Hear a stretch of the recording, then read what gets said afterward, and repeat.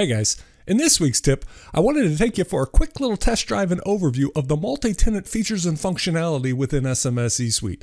I'm hoping this is going to be the first of several videos, but I just wanted to show you the basics, give you an idea of what the possibilities could be at a store near you. So without further ado, let's hop in. All right, so just real quickly, all multi-tenant means is that we've got a single instance of software that is serving multiple, what a lot of folks call customers. In our case, it's multiple stores.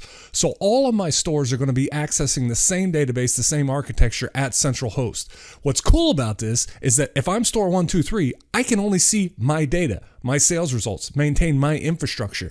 That's what's nice. Although the single instance of software can maintain a whole bunch of folks, a whole bunch of stores, that store, or each individual store, I should say, only sees his or her specific data.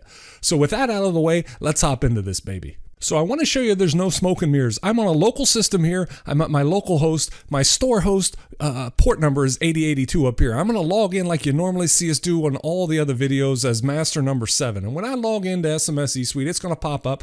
And real quickly, I'm going to run over here and run a sub-department report. I'm going to go ahead and do multi-totals, and I'm going to do it for the week so I get some data. I'm going to go ahead and do this by store here real quick. Hit execute, and you're going to see the reports pop up. And you can see I got info for store 1, store 2. And if I scroll down, store 1, store 2. So this is at host, and I'm able to see data all over the place for all of my stores. Now I'm going to pause this for just a second. I'm going to hop over into another configuration and show you what happens. All right, so I hopped over to another web tab. I'm at the exact same URL I was before. Don't believe me? Come back over here. Exact same URL. That's host with stores 1 and store 2. Come back to this tab. I'm logging in as a different user this time, only with credentials for store 2. I'm going to go ahead and log in. It's going to look exactly the same, except the data itself, I know you can't see it so far. The data down here in all these widgets is just for store 2. So I'm going to go ahead and I'm going to come back up to dimensions just to prove this to you real quick. Go to subdepartments, go to multi-totals. I'm going to run it for the same weekly period. I can hit it by store, which is fine. I'm going to hit execute and watch what happens. I only have store 2 data. Now that's pretty cool. I'm accessing the exact same software set, the exact same system, the exact same database. But in this user, I can only see store level 2 data. I don't even know store level 1 exists. So here's the point of this quick little demonstration. I've come back to the main menu. I'm still logged in as only store 2. Now I'm going to bring up a good old friend of ours, SMS Pro. I'm logged in at store 2. You can see that right up here in the normal SMS section. I went ahead and I pulled up my famous item here, 123, and you can see what my pricing is. It's $19.99.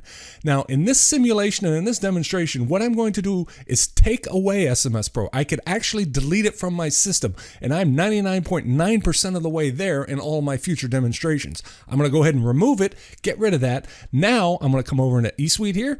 I'm going to look at my item master table, go into my item listing here, and now I'm going to pull up item code 123. Now before I execute that, notice I only have the option here for target 2. Even if I open this window up and I use my little search tool, the only target available to me is store number 2. That's because I'm logged in as a multi-tenant user that only has access to store number 2. So again, I know I'm hitting on that and harping on that, and I probably got to put that target back here real quick so it works. Hitting on that and harping on that, but I want to make sure that is the key. We're accessing the same exact system, the same exact server. Now I'm going to go ahead and execute this, bring up item 123. Here's our search results. I'm going to pause, catch my breath, and then we're going to do this baby. All right, so here's where all the magic happens. This is where we show where you could potentially get rid of that in-store infrastructure of a back office server.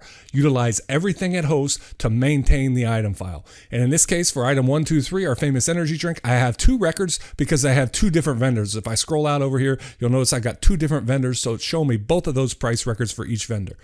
What I'm going to do in this scenario is I'm going to come into eSuite, just like what you're used to, into the grid, and I'm going to change that price to $16.99. I'm going to hit enter, and you're going to notice it goes right down to that next price, and I'm going to change it on both records just in case I have inventory from either or vendor, and just to make sure that both price records there are matching.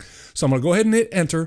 Now, if you remember from some of the previous videos with eSuite, I haven't saved this to the database yet. I don't save it to the database until I come up here and hit the little checkbox that actually does the save. So I went ahead and save that here. It does its thing. This is now the pricing for this item, but it still at this point is only at host. We have not pushed it down to store number 2 just yet. So what I'm going to do is I'm going to exit out of this. I'm going to come back to my main menu, go into my tools section, go into deploy. I'm going to open that up. I could look at the changes, but I don't want to waste your time with that. I'm just going to go ahead and deploy those changes. So now my changes are deployed from host down to store 2. Now let me hop over into store 2, back in the old SMS Pro, and I'll show you what we did. Yeah. I know I haven't 100% gotten rid of Pro, and the reason I haven't is because I want to show you in systems that you're used to using at this point, show you what's happening. Here's my item 1, 2, 3. I'm in store 2. I'm in SMS Pro in the standard view that you always see me use. My pricing was $19.99. Remember, it was $19.99 at Host, and we changed it to $16.99 if I remember. I'm going to go ahead and just hit play, and you can see nothing has changed here. Why is that? Well, in the multi-tenant world, what we basically did is created a batch. If I come into my batches and I execute in-store batch, there's that price change right there. I'm going to go ahead and bring that over, execute that, say, yeah, I want to execute that, close this out, go back to my standard item cost view, type in my famous energy database or my famous energy item there, and look at that. The pricing changed. So what did we learn from this? What we learned is that I can access the same software that's sitting at Host. I got rid of all my back office infrastructure at store 2. I did my price maintenance on the Host server, transmitted it, deployed it to store 2. It deployed as a batch. So I have all the functionality and all the tracking mechanisms that you know today and exist today in the batching from Host down to store.